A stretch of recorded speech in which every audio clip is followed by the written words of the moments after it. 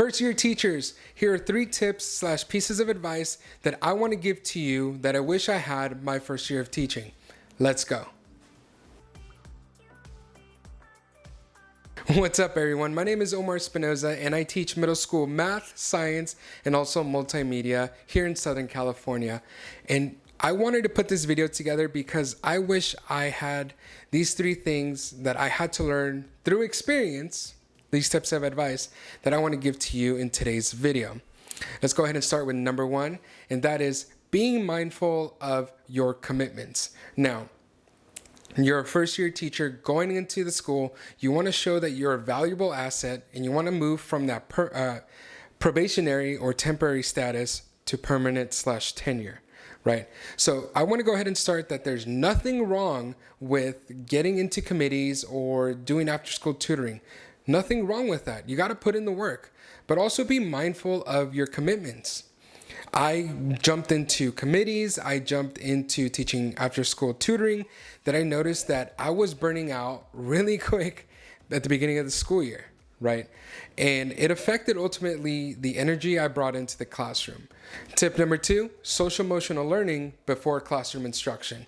This is very key, and I wish I learned this at the very start of my credential program.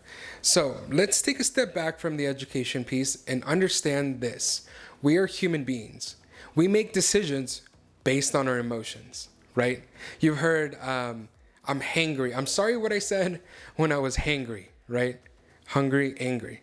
Those are emotions, and the person may have not said what they said if they weren't in that state of emotion, right? So the same thing for your students coming into the classroom. Some of them may have had an argument with a friend. Some of them may have had an argument with the parent, or they skipped breakfast because they were late. Whatever these things are, you have to understand that we need to teach students not only how to navigate personal relationships, right, with other human beings, other people, but also how to cope with instruction, their relationship to math, their relationship to science or ELA. These are important because if they're frustrated, they're only going to think, I'm frustrated, and they want to quit in the short term, right? Teaching them how to cope with those feelings and have them understand what the long-term goal is, they're going to be able to differentiate that themselves.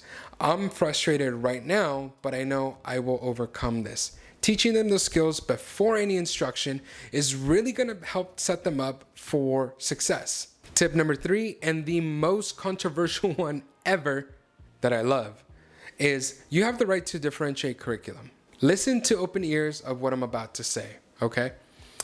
You are renovating a house. You send the contractors in, they do the demolition, and then you get a call.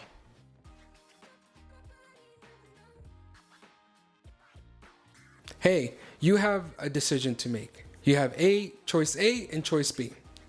Okay, what is it?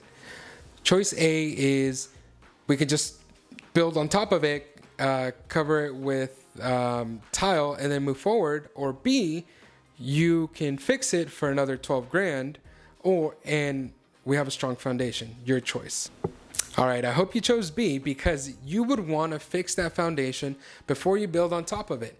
If there's a natural disaster, if there's water damage or whatever, that slab can really damage the rest of the house and bring it down, right?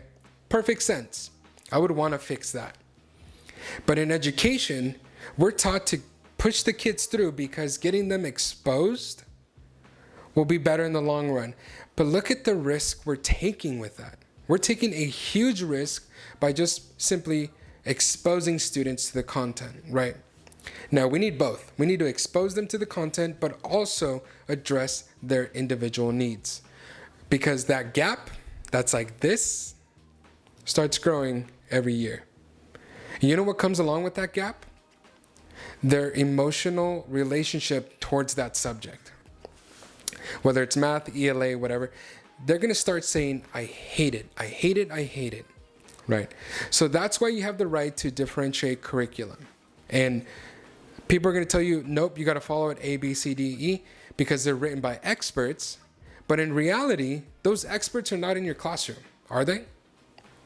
Is the person who wrote the program or curriculum In your classroom? No. But they have interventions that I can pull from. Great. Do they follow the trends or what is able to connect with your students now, right? Like TikTok, Roblox, all these other things, Among Us last year. Ask yourself, does it connect to that? You are the professional. You went to a credential program where you learn how to differentiate instruction.